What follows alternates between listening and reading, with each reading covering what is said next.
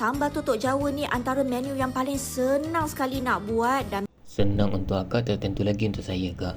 Jom kita cuba. goreng dulu kita punya ikan bilis yang dah dicuci bersih macam Ikan bilis saya tak ada, Kak. Saya ada ikan ni, tak tahu ikan apa. Dah ada dah bertahun 4 tahun dah. Saya pakai yang ni. Kita goreng dulu ikan ni. Alamak, Kak. Ni dah kira hangus ke, Kak? Hitam semacam je. dalam minyak yang sama kita goreng bawang putih, bawang merah dan juga belacan. Masukkan juga cili padi merah, cili padi hijau dan juga cili merah besar. Minyak tadi kita goreng bawang merah, bawang putih, cili dengan belacan. Kemudian kita tumbuk bahan-bahan tadi tu pakai lesung batu dan tumbuklah bahan-bahan tadi tu sampailah lumat.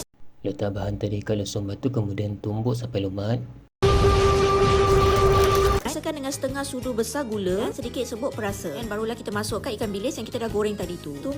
Masukkan gula sikit, sebab perasa sikit. Lepas tu masukkan ikan yang kita dah goreng tadi. Ni kira jadi ke, Kak? Saya tak tahu, tak pernah lagi makan sambal tutuk Jawa. Kita tengok hasil dia macam mana. Boleh pergi ke tak boleh pergi.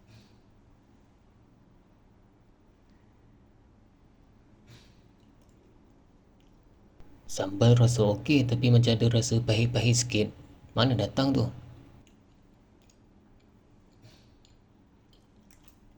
Bolehlah ni kira jadi tu. Jumpa esok, guys.